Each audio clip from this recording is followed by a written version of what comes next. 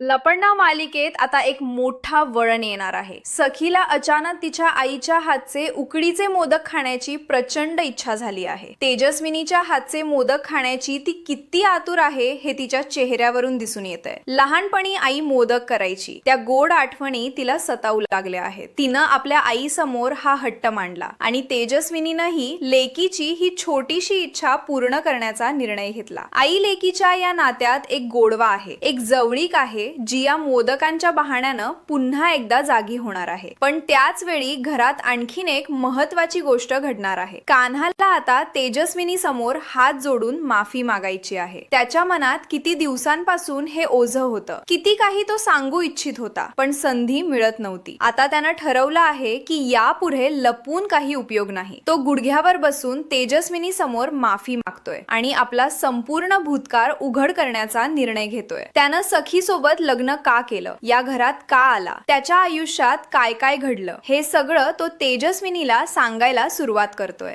त्याच्या आवाजात खरेपणा आहे, डोळ्यात पश्चात्ताप आहे आणि मनात एक आशा आहे की तेजस्विनी त्याला समजून घेईल। हे सगळं समजून घेण्यासाठी मागच्या काही घटनांकडे नजर टाकली तर रामनवमीच्या दिवशी एक मोठा खुलासा झाला होता। मनस्विनीचा खरा चेहरा कान्हाच्या हुशारीमुळे आणि त्याच्या चतुराईमुळे सगळ्यांसमोर आला होता। इतके दिवस तिने कसा सगळ्यांना फसवलं होतं, कसं तिने तेजस्विनीला अंधाऱ्या कोठडीत कैद करून ठेवलं होतं, हे सगळं उघड झालं होतं। त्याच दिवशी सखीने मनस्विनीची लंका दहन केली होती। तिने मनस्विनीला स्पष्ट शब्दात सांगितलं होतं की तू मावशीच्या नावाला कलंक आहेस, तुझ्यासारख्या व्यक्तीला या घरात राहण्याचा काहीच हक्क नाही। सखीने तिला पोलिसांच्या हवाली करण्याऐवजी वेगळीच शिक्षा ठरवली होती। तिने मनस्विनीला सांगितलं होतं की जशी तू माझ्या आईला अनेक वर्ष अंधाऱ्या कोठडीत कैद करून ठेवलंस, तिला त्रास दिलास, तिचं आयुष्य उद्ध्वस्त केलंस, तशीच मी तुलाही त्याच अंधाऱ्या कोठडीत ठेवणार आहे। तुला तेच त्रास सहन करावे लागतील जे माझ्या आईला सहन करावे लागले। या सगळ्यात कान्हा सखीच्या पाठीमागे खंबीरपणे उभा राहिला होता। त्याने सखीला पूर्ण साथ दिली होती आणि तिच्या निर्णयाला समर्थन दिलं होतं। खरं तर मनस्विनीचा खरा चेहरा उघड करणं, तिची सगळी खोटी कहाणी सगळ्यांसमोर आणणं, हे सगळं फक्त आणि फक्त कान्हामुळेच शक्य झालं होतं। त्याच्या प्रयत्नांमुळेच, त्याच्या बुद्धीमुळेच हे सत्य समोर आलं होतं। त्याने मनस्विनीचा खेळ समजून घेतला होता आणि योग्य वेळी योग्य पावलं उचलली होती। त्यामुळेच आज तेजस्विनी मुक्त झाली होती आणि मनस्विनीला तिच्या कृत्यांची शिक्षा मिळणार होती। आता मनस्विनीला तिच्या कृत्यांची शिक्षा भोगावी लागणार होती, पण तिला चांगल्या साडीत, चांगल्या कपड्यात, सजलेल्या वेशात हकलप मनस्विनीला आता स्वतःच्या केलेल्या कृत्यांचा परिणाम भोगावा लागत होता। तिने वर्षानुवर्ष तेजस्विनीला त्याच फाटक्या साडीत ठेवलं होतं आणि आता तीच साडी तिच्या अंगावर येत होती। मनस्विनी रागाने भडकली आणि सखीला म्हणाली, हे बघ, तू आता माझ्यासोबत जे करतीयस ना ते फार वाईट होणार आहे, तू याचं परिणाम भोगशील। पण सखीने तिचं काहीच ऐकलं नाही। तिच्या कानावर जू रेंगाळली नाही। तिने मनस्विनीला ती साडी नेसवली आणि तिला हातातून धरून हॉलमध्ये ओढत आणली। हॉलमध्ये आल्यावर मीनाक्षीने मनस्विनीच्या थोबाडीवर जोरात हात उगारला। तिच्या रागाचा उद्रेक झाला होता। तेजस्विनीने तिला मारलं, धक्के दिले आणि तिची हकलपट्टी सुरू केली। तेजस्विनीच्या आवाजात वर्षानुवर्षांचा दडलेला राग, दुःख आणि वेदना उफाळून येत होती। तिने मनस्विनीला म्हटलं, तू माझं कुंकू पुसलंस, माझ्या सुहागाची निशाणी तू हिरावून घेतलीस, माझ्या लेकीचं बालपण तू चोरलंस, तिच्या हसण्याचं, खेळण्याचं, आनंदाने वाढण्याचं सगळे दिवस तू हिरावून घेतलेस। मला आणि माझ्या लेकीला गेली 11 वर्ष तू दूर ठेवलंस। 11 वर्ष किती मोठा कालखंड असतो हे तुला कळतंय का? आणि आता तुला त्याची शिक्षा मिळणार आहे। तेजस्विनीचे डोळे रक्तबंबाळ झाले होते। तिने स्पष्ट शब्दात मनस्विनीला सांगितलं, तुला बहीण म्हणून घेण्याचीही मला लाज वाटते। तू माझी बहीण नाहीयेस, तू फक्त एक खलनायिका आहेस माझ्या आयुष्यातली। तेजस्विनीने धक्के मारत, ओढाओढ करत मनस्विनीला घरातून बाहेर काढलं। मनस्विनी रस्त्यावर उभी राहिली। तिच्या चेहऱ्यावर अपमानाचा, रागाचा आणि सुराचा भाव होता। पण खरं तर मनस्विनीला फक्त घराबाहेर काढणं ही तिची खरी शिक्षा होऊ शकत नव्हती। ती बाहेर गेली की शांत बसणार नव्हती हे सगळ्यांना माहित होतं. ती बाहेर उभी राहून घराकडे रागाने पाहत होती. तिच्या मनात नक्कीच काहीतरी वेगळं चाललं असणार, काहीतरी नवीन कट आखत असणार. पण आत्तासाठी तरी ती घराबाहेर होती आणि घरातल्या लोकांना थोडा दिलासा मिळाला होता. मनस्विनी घराबाहेर गेल्यावर मीनाक्षीला फार वाईट वाटू लागलं. तिच्या मनात पश्चात्तापाची लाट आली. तिने मनातल्या मनात विचार केला, वहिनी मला माफ करा. मला आतापर्यंत वाटत होतं की हे सगळं तुम्हीच केलंय. मी तुमच्यावर संशय घेतला, तुमच्याबद्दल वाईट विचार केले, पण खरं तर तसं अजिबात नव्हतं. सत्य काहीतरी वेगळंच होतं आणि मी ते पाहूच शकले नाही. मी माझ्या सखीला माझ्यापासून दूर केलं. तिच्या मनात नसलेल्या गोष्टी तिच्या विरोधात बोलल्या, तिच्या विरुद्ध कटकारस्थान केलं. मला तुमच्या अनुपस्थितीत तिची काळजी घ्यायला हवी होती, तिच्या पाठीशी उभं राहायला हवं होतं, पण मी तसं केलं नाही. उलट मी तिच्या विरोधात गेले. मीनाक्षीच्या डोळ्यात पश्चात्तापाचे अश्रू साचले होते. तिला आता कळलं होतं की तिने किती मोठी चूक केली होती. त्याच क्षणी सखी आनंदाने आवाजात प्रेम भरून आई म्हणून हाक मारली आणि धावत जाऊन तेजस्विनीला घट्ट मिठी मारली. तेजस्विनीने तिला कवटाळलं, तिच्या डोक्यावर हात फिरवला आणि म्हटलं, आता जी 11 वर्ष मी इथे गमावली त्या सगळ्या वर्षांची सर मी भरून काढणार आहे. माझ्या लेकीचे सगळे लाड मी करणार आहे. तिला मायेने वाढवणार आहे. तिच्या प्रत्येक इच्छेची काळजी घेणार आहे. माझ्या लेकीसोबत आयुष्य पुन्हा एकदा नव्याने जगणार आहे. तेजस्विनीच्या आवाजात आशा, उत्साह आणि नवीन सुरुवातीचा आनंद होता. संध्याकाळ झाली होती आणि घरात थोडी शांतता पसरली होती. वादळ संपलं होतं आणि आता शांततेचा काळ सुरू झाला होता. तेजस्विनीने दीर्घ श्वास घेत म्हटलं, बरं झालं, आता सगळं काही विसरून जाऊया. जे झालं ते झालं, आता पुढे पाहूया. तेवढ्यात काना हसत म्हणाला, मी काय म्हणतो, शेवट गोड झालाय. त्या मनस्विनीची हकलपट्टी झाली. तिला घरातून बाहेर काढलं गेलं, पण फक्त ती घरातून गेली म्हणून शेवट गोड करायचा आहे का? असं कसं चालेल? चला मस्त काहीतरी गोड बनवा कोणीतरी. खरंच शेवट गोड करूया. कानाच्या बोलण्यात चेष्टा होती आणि घरात हलकीशी हास्याची लाट पसरली. त्याच क्षणी गौतम आणि सखी दोघांनाही एकच गोष्ट आठवली. गौतम तेजस्विनीकडे वळला आणि म्हणाला, ऐक ना वहिनी, तुझ्या हातचे उकडीचे मोदक मला खायचेत प्लीज. खरंच तुझ्या हातच्या उकडीच्या मोदकाची मला फार आठवण येते. कितीतरी वर्ष झाली मी तुझ्या हातचे उकडीचे मोदक खाल्लेच नाही. तुझे मोदक खूप खास असायचे. त्यांची चव अजूनही माझ्या जिभेवर आहे. गौतमच्या आवाजात खरीच आसुसलेपणा होता. सखीनेही लगेच उत्साहाने म्हटलं, हो ग आई, मला सुद्धा तुझ्या हातचे उकडीचे मोदक खायचेत. मला तुझ्या बरोबर उकडीचे मोदक बनवायचे. लहानपणी आपण दोघी मिळून बनवायचो ना, आठवतंय? तेवढ्यात कानाही बोलून गेला, हो मला सुद्धा तुमच्या हातचे उकडीचे मोदक फार आवडतात. तो बोलताच सखीने त्याच्याकडे आश्चर्याने पाहिलं आणि विचारलं, एक मिनिट काना, तू माझ्या आईच्या हातचे उकडीचे मोदक कधी खाल्लेस? तू तर आईला आत्ताच भेटलास, मग तुला कसं कळलं की तिचे मोदक आवडतात? कान्हा पटकन सावरला, थोडा गोंधळला आणि हसत म्हणाला, नाही नाही, म्हणजे बघा ना, उकडीचे मोदक कोणाच्याही हातचे असो ते आवडणारच ना, म्हणजे सगळ्यांचे मोदक चांगलेच असतात. तो थोडा अस्वस्थ झाला होता आणि त्याच्या बोलण्यात गोंधळ दिसत होता. खरं तर कान्हा लहान असताना तेजस्विनी, सखीचे आई बाबा आणि कान्हाचे आई बाबा चांगले मित्र होते.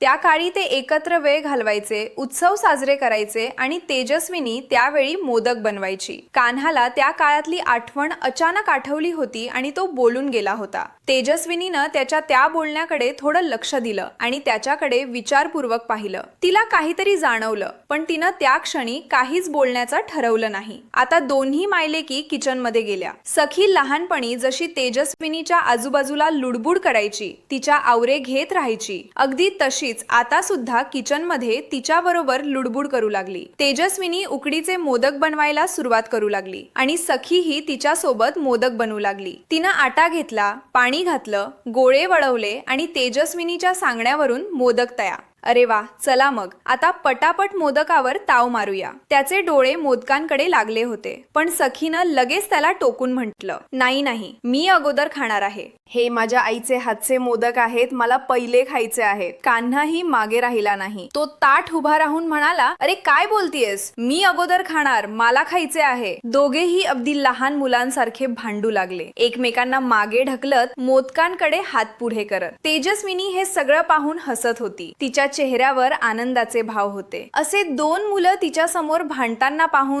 तिला खूप छान वाटत होतं. तिने शांतपणे 2 मोदक घेतले आणि दोन्ही हातांनी एकाच वेळी सखी आणि कान्हा दोघांच्याही तोंडात मोदक भरवले. सखी आणि कान्हा दोघांनाही खूप आनंद झाला. त्यांच्या चेहऱ्यावर समाधानाचे हास्य पसरले. मोदकाची गोडी चाखताना त्यांच्या डोळ्यात आनंदाचे अश्रू आले. गौतमही तिथेच बसून मोदक खात होता. सगळे एकत्र कुटुंबासारखे वेळ घालवत होते. किचन मध्ये एक गोड आनंदी वातावरण निर्माण झालं होतं. जणू काही सगळे दुःख विसरून सगळे फक्त या क्षणाचा आनंद घेत होते. संध्याकाळ झाली आणि हळूहळू अंधार पडू लागला. सगळेजण थकल्यामुळे शांतपणे झोपी गेले. घरात शांतता पसरली होती, पण कान्हाला मात्र झोप येत नव्हती. तो अंथरुणावर पडून डोळे मिटून घेत होता, पण त्याच्या मनात एक गिल्ट, एक अपराधीपणा मगाशीच कुरतडत होता. त्याला शांती मिळत नव्हती. तो एका बाजूला वळत होता, दुसऱ्या बाजूला वळत होता, पण त्याच्या मनातील विचार थांबत नव्हते. त्याला वाटत होतं की आता ही गोष्ट कोणाला तरी सांगितली पाहिजे, पण कोणाला सांगावं? सांगितलं तर ते समजून घेतील का? माझ्यावर विश्वास ठेवतील का? की मला खोटारडा समजतील? माझा खरा हेतू समजेल का त्यांना? असे अनेक विचार त्याच्या मनात चालू होते. तो अस्वस्थ होऊन अंथरुणावर पडून राहिला. शेवटी त्याने एक निर्णय घेतला. त्याला वाटलं की तेजस्विनी समजून घेतील, ती ऐकतील त्याचं. तो हळूच उठला. काळजीपूर्वक कोणाला जाग येऊ नये म्हणून पायऱ्या चढून देवघरात गेला, जिथे तेजस्विनी होती. देवघरात दिवे मंदपणे लागले होते. तेजस्विनी तिथे बसली होती. कान्हा तिच्या समोर गेला आणि थेट गुडघ्यावर बसला. त्यानं हात जोडले आणि डोकं खाली घालून माफी मागू लागला. तेजस्विनी हे पाहून घाबरली. तिला काहीच समजेना. ती घाईघाईनं म्हणाली, अरे कान्हा, काय करतोयस? असं का वागतोयस? काय झालंय तुला? उठ उठ लवकर. कान्हाने डोळ्यात पाणी घेऊन आवाज दाबून म्हटलं, मला तुमची माफी मागायची आहे. तेजस्विनीला अजूनच काहीच समजेना. ती गोंधळून विचारू लागली, का? काय झालंय? तू माफी का मागतोयस? तू काही चूक केलीस का? कान्हाने खोल श्वास घेतला. त्याचे हात थरथरत होते. त्याने तेजस्विनीकडे पाहिलं आणि सांगायला सुरुवात केली. त्याने म्हटलं, खरं तर मी इथे सखीशी लग्न केलं, पण त्यामागचं कारण वेगळंच होतं. मी सरकारचा माणूस होतो असं नाही, पण मी कोणाचा मुलगा आहे, कोणाचा नातू आहे हे तुम्हाला सांगू इच्छितो. तेजस्विनी अजूनच गोंधळून म्हणाली, कोणाचा? तू काय सांगतोयस? कान्हाने तिच्या डोळ्यात पाहिलं आणि स्पष्टपणे सांगितलं, मी किर्लोस्कर, देवदत्त किर्लोस्कर आणि राजलक्ष्मी किर्लोस्कर यांचा नातू आहे. हे ऐकताच तेजस्विनीला जणू वीज कोसळली. तिला मोठा धक्का बसला. तिचे डोळे विस्फारले. तिला विश्वासच बसेना. ती थरथरत्या आवाजात म्हणाली, काय? काय म्हणालास तू? तू देवदत्त भाऊजींचा नातू आहेस? खरंच? कान्हाने होकार दिला आणि पुढे सांगू लागला. त्याच्या आवाजात वेदना होती. त्याने म्हटलं, हो, पण माझ्या बाबांना सरकारने जीव मारला. माझ्या बाबांचा सरकारने खून केला आणि त्याच गोष्टीचा बदला घेण्यासाठी मी या घरात आलो होतो. मला वाटलं होतं की सरकार आणि त्याचं कुटुंब सगळे एकसारखे असतील. त्याच कारणासाठी मी सखीशी लग्न केलं. मला वाटलं होतं की लग्न करून या घर.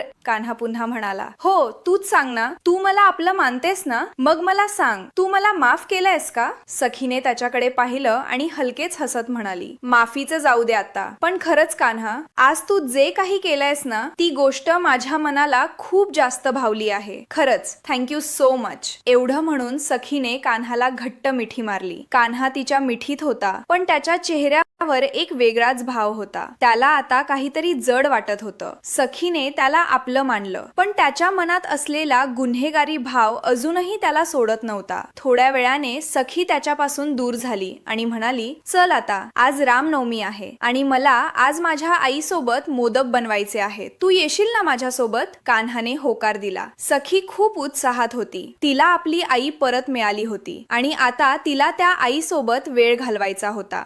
ती लगेच स्वयंपाकघरात गेली आणि तेजस्विनीला बोलावलं. तेजस्विनी आली तेव्हा सखीने तिला म्हटलं, आई चल, आज आपण मिळून मोदक बनवूया. तेजस्विनीचे डोळे भरून आले. तिला विश्वासच बसत नव्हता की तिची मुलगी तिला आई म्हणून हाक मारते. तिने हसत होकार दिला. दोघी स्वयंपाकघरात मोदक बनवायला लागल्या. सखी पीठ मळत होती आणि तेजस्विनी साखर आणि खोबरं तयार करत होती. काम करताना सखी तेजस्विनीला विचारू लागली, आई तुला माझं लहानपण आठवतं का? तेजस्विनी तेजस्विनीने थोडा वेळ थांबून विचार केला आणि म्हणाली, हो ग, तू खूप लहान होतीस तेव्हा मी तुला मोदक खायला घालायचे. तू खूप हट्टी होतीस. एकदा जेवायला बसलीस की 5 मोदक नक्की खायचेस. सखी हसली आणि म्हणाली, खरंच? मला तर काहीच आठवत नाही. तेजस्विनी म्हणाली, तू फक्त 2 वर्षांची होतीस ना, तुला कसं आठवणार? पण मला सगळं आठवतंय. तू किती गोड होतीस, किती हसायचीस आणि मी तुला कितीतरी वेळा गोड गाणी ऐकवायचे. सखीचे डोळे पाणावले. तिला आपल्या आईची आठवण येत होती, जी तिला कधी मिळालीच नव्हती. आता ती तिच्या समोर होती आणि ती तिच्या बरोबर मोदक बनवत होती. हे सगळं तिला स्वप्नासारखं वाटत होतं. तेजस्विनीने पुढे सांगितलं, तुला माहितीये, तू लहान होतीस तेव्हा मी तुला रोज देवाची कथा सांगायचे. तू खूप लक्ष देऊन ऐकायचीस आणि मग तू माझ्याकडे पाहून हसायचीस. सखीने विचारलं, मग काय झालं आई? आपण का वेगळे झालो? तेजस्विनीचा आवाज खडखडला. तिने डोळे पुसले आणि म्हणाली, ते सगळं मनस्विनीने केलं. तिने माझ्यापासून तुला हिरावून घेतलं, मला अंधाऱ्या कोठडीत बंद केलं. पण आता सगळं बरं झालंय. आता आपण पुन्हा एकत्र आहोत. सखीने तेजस्विनीचा हात धरला आणि म्हणाली, हो आई, आता आपण कधीही वेगळे होणार नाही. मोदक तयार झाले. दोघींनी एकमेकांकडे पाहिलं आणि हसल्या. सखीने एक मोदक घेतला आणि तेजस्विनीच्या तोंडात घातला. तेजस्विनीने तिला आशीर्वाद दिला. त्या क्षणी सखीला वाटलं की तिला तिचं सगळं परत मिळालंय.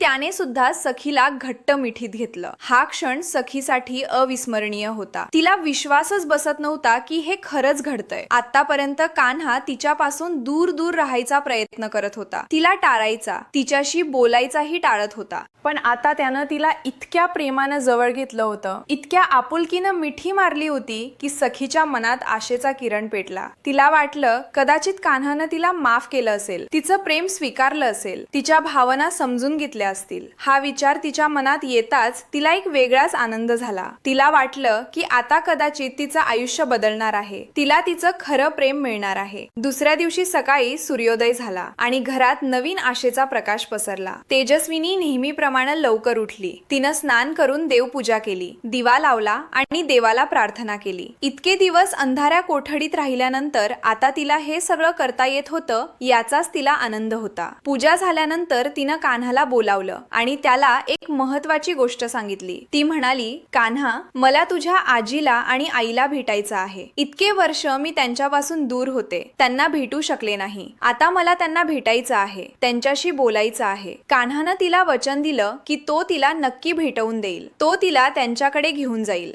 तेजस्विनीला हे ऐकून मोठा दिलासा मिळाला. आता सखी आणि तेजस्विनीचं नातं खरोखरच जुळलं होतं. सखीला तिची आई परत मिळाली होती आणि तेजस्विनीला तिची मुलगी. इतके वर्ष एकमेकींपासून दूर राहिल्यानंतर आता ते एकत्र होते. सखीला आपल्या आईची काळजी घेता येत होती, तिच्यासाठी काहीतरी करता येत होतं. तेजस्विनीला आपल्या मुलीचा आधार मिळाला होता, तिचं प्रेम मिळालं होतं. कान्हाने सुद्धा आता तेजस्विनी समोर आपला खरा हेतू उघड केला होता. त्याने गुडघ्यावर बसून तेजस्विनीची माफी मागितली आणि सांगितलं की तो या घरात कशासाठी आला होता, त्याचा खरा उद्देश काय होता. त्याने सांगितलं की त्याने सखीशी लग्न का केलं, या घरात का आला, त्याच्या भूतकाळात काय घडलं होतं. तेजस्विनीने हे सगळं ऐकलं आणि कान्हाच्या परिस्थितीची जाणीव झाली. तिने त्याला समजून घेतलं, त्याला माफ केलं. तिला समजलं की कान्हाने जे काही केलं ते त्याच्या मजबुरीमुळे केलं होतं, त्याच्या परिस्थितीमुळे केलं होतं. आता सगळ्यात मोठा आणि महत्वाचा क्षण येणार होता. तेजस्विनी, खरी तेजस्विनी राजलक्ष्मी समोर जाणार होती. इतके वर्ष राजलक्ष्मीने आपल्या सुनेला अंधाऱ्या कोठडीत बंद करून ठेवलं होतं, तिला मारहाण केली होती, तिला उपाशी ठेवलं होतं, तिच्यापासून तिची मुलगी हिरावून घेतली होती. राजलक्ष्मीने तेजस्विनीचं आयुष्य नरकात टाकलं होतं.